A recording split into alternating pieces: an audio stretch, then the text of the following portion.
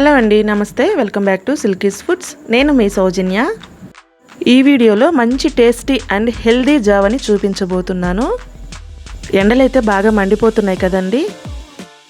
ఈ జావ వలన మనకి చాలా బెనిఫిట్స్ ఉన్నాయండి. దీన్ని చాలా సింపుల్గా చేసుకోవచ్చు. అట్ ద సేమ్ టైం ఇది చాలా టేస్టీగా ఉంటుంది. చిన్నపిల్లల నుంచి పెద్దవాళ్ళ వరకు ఎవరైనా కూడా ఈజీగా తినేయచ్చు. ప్రీవియస్ వీడియోస్లో బాదం పాలు కూడా నేను ఎలా రెడీ చేసుకోవాలో చూపించానండి. ఎవరైనా చూడకపోతే ఒకసారి మన ఛానల్లో ఉంది, ఆ వీడియోని కూడా చెక్అవుట్ చేయండి. ఇంకా ఆలస్యం లేకుండా ప్రాసెస్ అయితే చూసేయండి. ముందుగా స్టవ్ వెలిగించుకొని స్టవ్ పైన ఒక కడాయి పెట్టుకొని అందులో 2 స్పూన్ల వరకు బార్లీ గింజలు వేసుకోవాలి.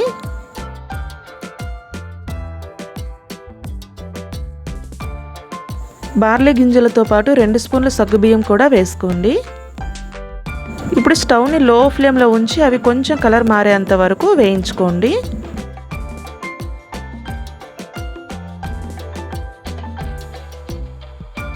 అవి కలర్ మారిన తర్వాత ఇప్పుడు స్టవ్ని ఆఫ్ చేసుకొని వాటిని ఒక ప్లేట్లోకి తీసుకొని చల్లార్చుకోవాలి. ఇప్పుడు మరలా స్టవ్ని వెలిగించుకొని అదే కడాయిలో ఒక 10 నుంచి 12 వరకు బాదం పప్పులు, ఒక 5-6 వాల్నట్లు కూడా వేసుకొని స్టవ్ని లో ఫ్లేమ్లో ఉంచుకొని అవి కూడా కొంచెం కలర్ మారేంత వరకు కూడా వేయించుకొని ఒక ప్లేట్లోకి తీసుకోవాలి.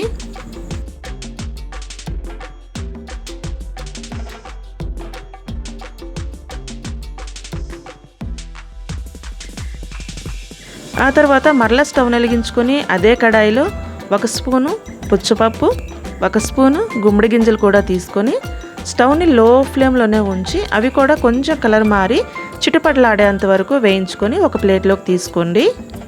గుర్తుపెట్టుకోండి, ఈ ప్రాసెస్ అంతా కూడా మీరు స్టవ్ని లో ఫ్లేమ్లో ఉంచి మాత్రమే చేసుకోవాలి. అప్పుడే మనకి పప్పులన్నీ కూడా లోపల వరకు ఈవెన్గా వేగుతాయి. ఇప్పుడు వీటిని చల్లార్చుకోవాలి. ఇప్పుడు ఇవి పూర్తిగా చల్లారిపోయాయండి. ఇప్పుడు వీటిని మిక్సీ పట్టుకోవడం కోసం ఒక మిక్సీ జార్ తీసుకొని అందులో వేయించిన బాదం పప్పు, వాల్నట్లు వేసుకొని పుచ్చపప్పు, గుమ్మడి గింజలు కూడా వేసుకోవాలి. ముందుగానే వేయించి పక్కన పెట్టుకున్న బార్లీ సగ్గుబియ్యం కూడా వేసుకొని ఒక 5-6 యాలకులు కూడా వేసుకోవాలి. ఇవన్నీ వేసుకున్న తర్వాత మూత పెట్టుకొని పల్స్ మోడ్లో కొంచెం పలుకుగా ఉండే విధంగా వీటిని మిక్సీ పట్టుకోవాలి. చూడండి, ఇక్కడైతే నేను మిక్సీ పట్టుకొని వచ్చానండి. మరీ మెత్తగా అవసరం లేదండి, కొంచెం పలుకుగా ఉండేలాగా మిక్సీ పట్టుకొని పక్కన పెట్టుకోండి. ఇప్పుడు జావ ప్రిపేర్ చేసుకోవడం కోసం స్టవ్ వెలిగించుకొని స్టవ్ మీద మందపాటి వెడల్పాటి గిన్నె ఒకటి పెట్టుకొని అందులో 1/2 లీటర్ పాలు, 1/4 లీటర్ వరకు నీళ్లు కలిపి పోసుకోవాలి. ఇప్పుడు స్టవ్ని మీడియం ఫ్లేమ్లో ఉంచి కలుపుతూ ఒక పొంగు వచ్చేంత వరకు పాలని కాగనివ్వండి.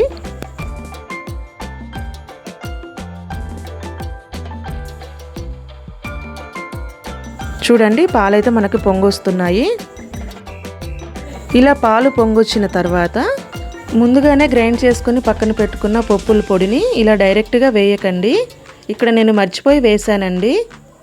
మీరేం చేస్తారంటే ఆ పొడిలో ముందుగానే నీళ్లు కానీ పాలు కానీ పోసుకొని ఉండలు లేకుండా కలిపి పక్కన పెట్టుకోండి. ఇక్కడ నేను పొడిని డైరెక్ట్గా వేయటం వల్ల బాగా ఉండలు కట్టిపోయిందండి. అదంతా నలుపుకొని అదంతా ఉడికేసరికి నాకు ఒక 10 మినిట్స్ పట్టింది. టైం అయితే చాలా ఎక్కువ పట్టిందండి. సో మీరేం చేస్తారంటే ముందుగానే పాలల్లో కానీ నీళ్ళల్లో కానీ కలిపి పక్కన పెట్టుకొని ఆ మిశ్రమాన్ని పాలు పొంగొచ్చిన తర్వాత పోసుకోండి.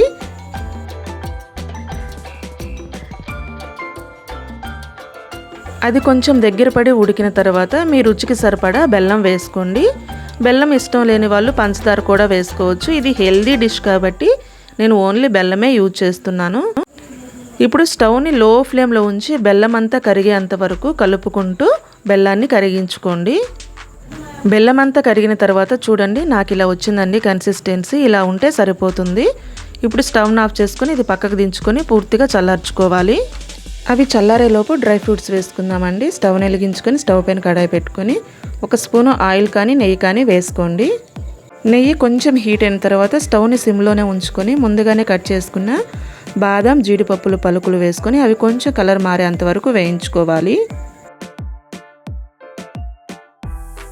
అవి కొంచెం కలర్ మారిన తర్వాత కిస్మిస్లు కూడా వేసుకొని స్టవ్ని సిమ్లోనే ఉంచుకొని కలర్ మారేంత వరకు వేయించుకోవాలి. కిస్మిస్లు ముందుగానే వేస్తే మాడిపోతాయండి, అందుకని తర్వాత వేసుకొని వేయించుకోండి. ఇప్పుడు స్టవ్ని ఆఫ్ చేసుకొని వేగిన డ్రై ఫ్రూట్స్ అన్నీ కూడా నెయ్యితో సహా జావలో వేసుకోవాలి. ఇప్పుడు ఒకసారి బాగా కలిపేసుకోండి.